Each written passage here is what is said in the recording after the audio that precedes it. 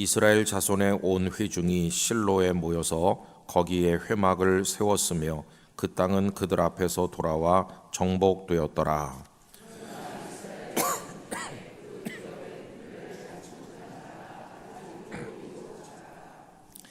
여호수아가 이스라엘 자손에게 이르되 너희가 너희 조상의 하나님 여호와께서 너희에게 주신 땅을 점령하러 가기를 어느 때까지 지체하겠느냐.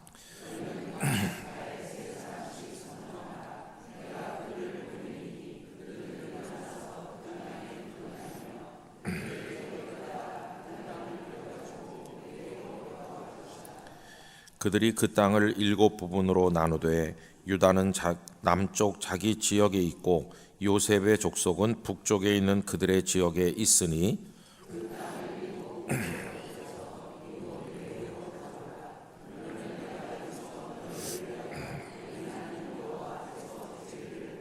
다 같이요. 레위 사람은 너희 중에 분깃이 없나니 여호와의 제사장 직분이 그들의 기업이 됨이며 갓과 루벤과 므낫세의 반지파는 요단 저편 동쪽에서 이미 기업을 받았나니 이는 여호와의 종 모세가 그들에게 준 것이니라 하더라. 아멘. 우리 사람들이 살아가는 인생의 모습이 늘 어중간한 것 같습니다. 그러니까 아주 안 된 것도 아니고 완벽하게 다 된 것도 아닌 어중간한 상태에 있죠. 이게 우리에게 어떻게 작용하는가에 따라서 또 우리가 어떻게 받아들이는가에 따라서 우리 신앙과 인생의 모습이 달라진다고 생각합니다. 빌립보서 3장에 보면은 사도 바울은 이런 고백을 했어요. 내가 아직 얻었다 함도 아니요 온전히 이루었다 함도 아니라, 그런 말씀하셨죠. 바울 사도께서 빌립보서를 기록할 때는 감옥에 계셨습니다.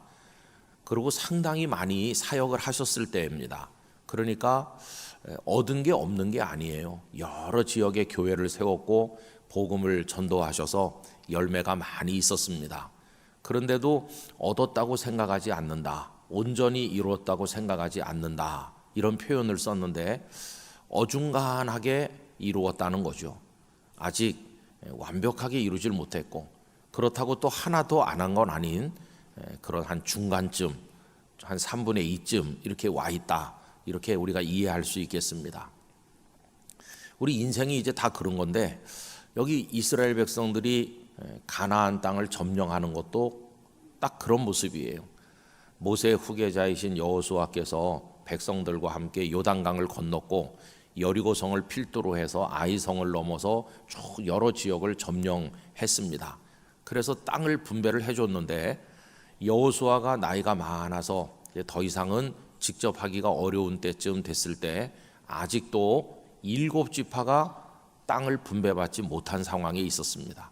12지파고 또 레위 지파는 별도로 친다 하더라도 이렇게 보면은 아직 절반도 땅을 나눠주지 못한 거니까 할 일이 많이 남아 있는 거죠. 올라가서 점령해야 될 부분이 여전히 많이 남아 있었습니다.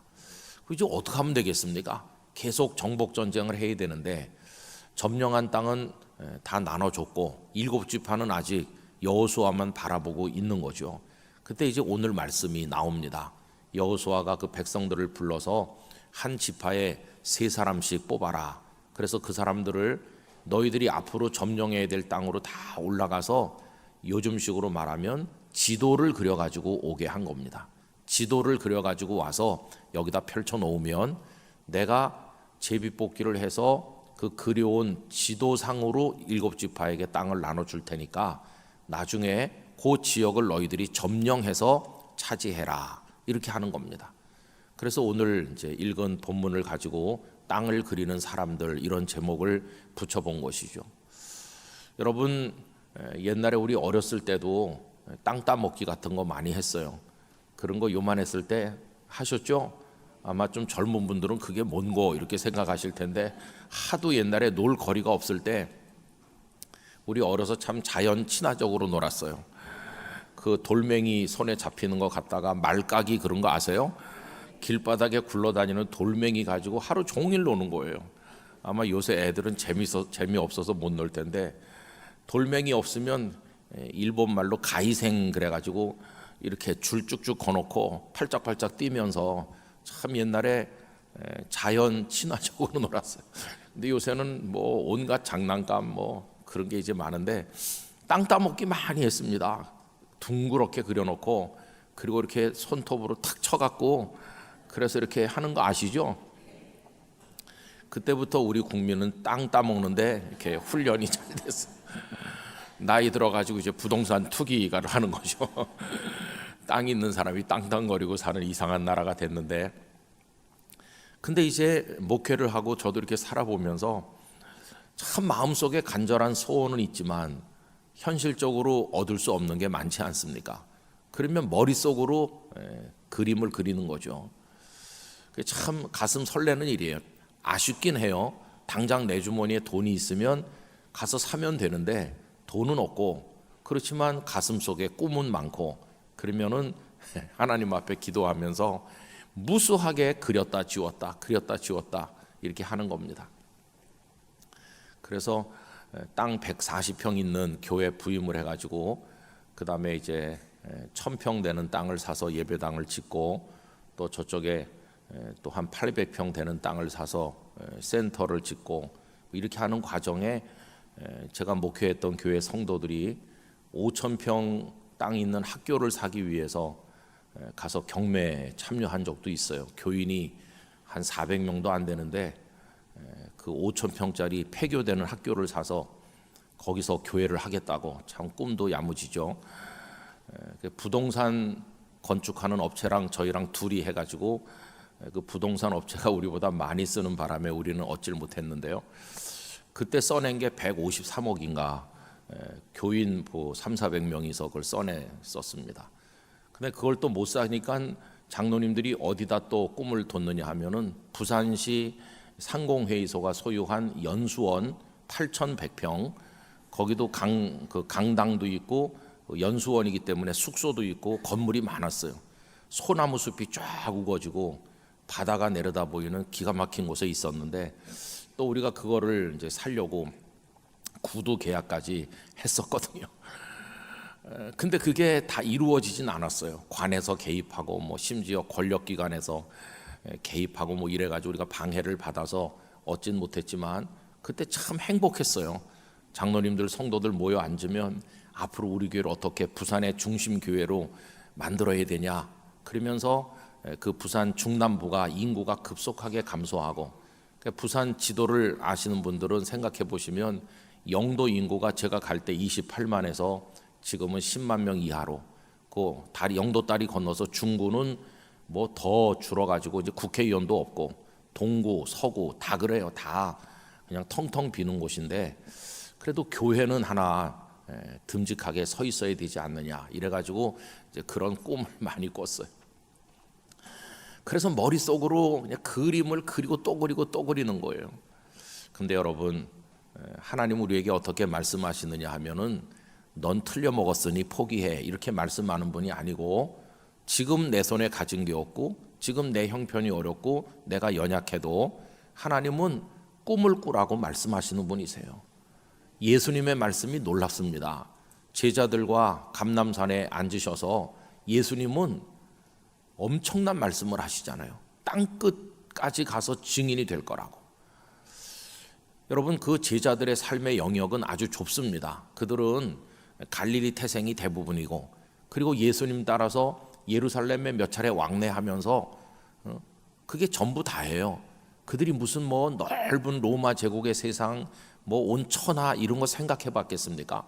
기껏해야 그저 오늘 물고기 몇 마리 더 잡는 게 그들의 생각이고, 생각이 요만한 데 갇혀 있잖아요. 근데 예수님은 그 제자들을 앞에 놓으시고 유대 사마리아 하시더니 그 다음에 땅끝을 얘기하시는 거예요.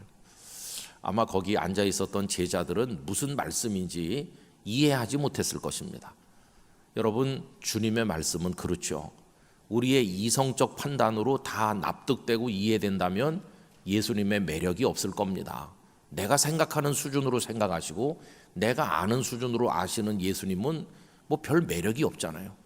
근데 나는 눈앞에 요만한 것만 보고 이것도 어쩔 줄 몰라서 벌벌 떨고 그러는데, 주님은 땅끝을 말씀하는 거예요. 땅끝.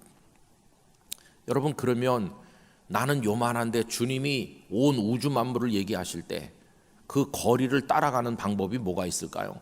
딱 하나입니다. 주님을 믿는 겁니다. 주님을 믿어야 돼요. 나는 연약하지만 주님 전능하심을 믿습니다. 나는 가진 게 없지만 주님은 온 세상의 주인이신 줄 믿습니다. 나중에 어떻게 됐습니까? 뭐 수백 년 후도 아니고 예수님 승천하시고 그렇게 오랜 세월이 지나지도 않았는데도 베드로가 로마 제국의 중심인 로마시에까지 가서 복음을 전하는 거예요. 그 제자들이 아프리카, 아시아 전역으로 다 퍼져나갔어요. 갈릴리 바닷가에서 그물이나 깁던 사람들이 정말 놀라운 일이에요. 저는 오늘 새벽에 함께 하신 우리 영락의 성도들이 큰 그림들을 그리시기를 바랍니다. 그거는 그냥 공상이 아닙니다. 우리 혼자서 하는 건 공상이겠지만 전능하신 하나님을 믿고 그리는 그림은 그건 믿음의 고백이 되는 것이고 우리의 거룩한 비전이 되는 것이. 80주년 기념 사업을 하는데 여러분, 80이란 숫자에 너무 사로잡히면 안 됩니다. 80주년은 내년이지만은 이거는 여러 차례 말씀드린 것처럼 하나님의 뜻을 따라 우리 미래를 향해서 90년, 100년을 내다보면서 계속 하는 건데 하나님은 우리에게 새로운 걸 많이 떠오르게 하시고 붙여주시고 할 일을 많이 주실 겁니다.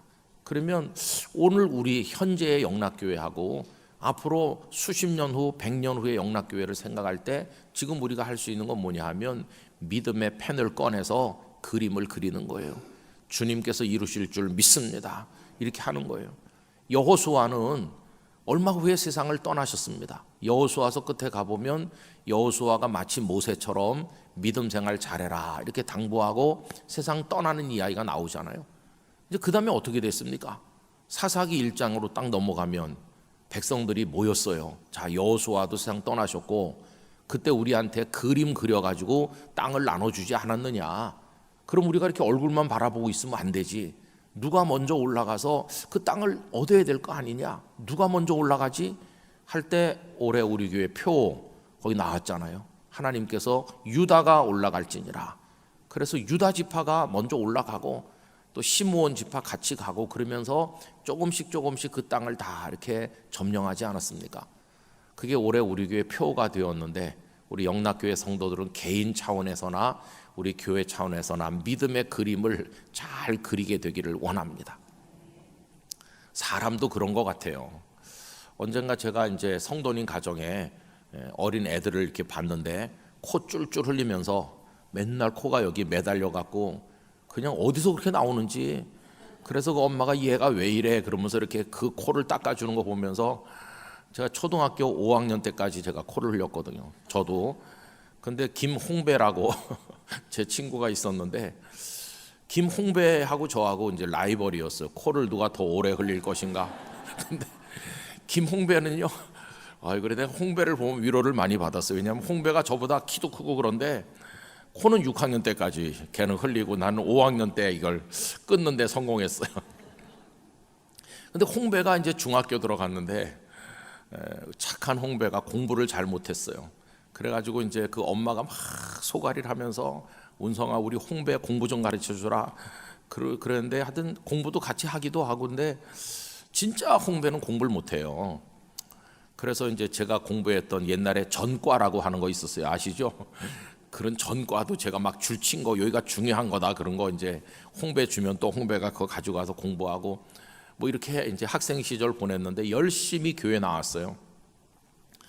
그래서 이제 키가 커서 약간 꺾어부정했는데 훤칠하고 또 착하고 그랬어요. 공부는 못했어요. 그래서 홍배가 인문계 고등학교를 포기하고 이제 그 일찍 취직하겠다고 실업계 고등학교를 들어갔는데 하나님께서요 믿음 생활 잘하고 기도 많이 하는 홍배에게 복을 주셨는데 제가 이제 부산서 목회하기 때문에 잘 못 만나다가 오랜만에 홍배를 이제 서울의 교회 와서 만났더니 와 완전히 패션 모델 그 자체예요. 얼마나 멋진지. 저는 이렇게 털이 이게 모자가 다 벗겨졌는데 걔는 특급 모자를 쓰고 그다음에 훤칠한 게 믿음이 좋은 기둥 같은 교회 일꾼이 됐더라고. 하나님께서 얼마나 복을 주셨는지 경제적으로도 윤택해졌고, 야, 그때 그 홍배가 맞나? 체면만 아니면 코 한번 만져보고 싶더라고요. 사람이 그렇더라고요. 그 성도님 가정에 애도 코찔찔이었는데 나중에 대학생 돼서 나타나는 거 얼마나 멋진지 몰라요. 여러분, 오늘의 나의 모습이 내 인생의 마지막 모습이라 그러면 슬프잖아요, 그죠? 그렇지만 마음속으로 믿음을 가지고 하나님이 나에게 어떤 미래를 주실지, 나를 어떻게 값지게 사용하실지 그림을 계속 그리는 거예요. 여러분, 그림 그린 대로 이루어질 줄 믿습니다. 그 그림이 사실은 기도인 것이죠. 기도. 하나님, 이런 그림을 그렸어요. 저에게 이 그림을 채워나갈 수 있는 힘을 주시옵소서. 하나님이 이루어 주실 줄 믿습니다. 이게 없는 교회, 이게 없는 개인은 희망이 없는 거죠. 우리는 소망의 하나님을 의지하면서 우리 미래를 향해 계속 그림을 그리는 거예요. 그래서 여러분, 자녀를 키우실 때도 오늘의 내 자녀의 모습 좀 부실할 수도 있어요. 그러나 거기서 멈추는 게 아니고 하나님의 축복 가운데 얼마나 멋진 사람으로 성숙해 갈 것인가 믿음으로 그림 그리면서 자녀들의 내일을 보며 내 인생의 미래를 보며 우리 영락교회 10년, 20년, 30년, 50년, 100년을 바라보면서 하나님 앞에 기도하기를 간절히 원합니다. 오늘 아침 기도하실 때 성도님들 마음에 하얀 종이를 하나 펼쳐 놓으시고 믿음의 펜을 가지고 멋진 미래를 그리시길 바랍니다. 우리의 기도에 응답해 주실 줄 믿습니다. 우리 기도하겠습니다. 아버지 하나님, 감사합니다. 이렇게 새벽에 저희들을 주님의 전에 있게 해주셔서 감사합니다. 이 자리에 있는 저희들 얼마나 복을 받은 사람인지요. 평생을 이렇게 살며 나중엔 하나님의 품에 안기게 해주실 줄 믿습니다. 오늘 말씀은 아직 땅을 얻지 못한 7지파 지도를 그려오고 땅을 분배해 준다고 하는 말씀이었습니다. 눈앞에는 땅이 없어도 그들의 믿음 속에는 땅이 있었습니다. 저희 영락교회도 저희 성도들 한 분 한 분도 믿음의 그림을 그리게 하여 주옵소서. 저희 자신에 대해서나 자녀들에 대해서나 우리 가정의 미래, 우리 교회의 미래에 대해서 믿음으로 큰 그림을 그리고 이루시는 하나님의 역사를 보게 하여 주시옵소서. 좌절하지 않게 하여 주시옵소서. 믿음의 용기를 주시옵소서. 내일은 복된 주일입니다.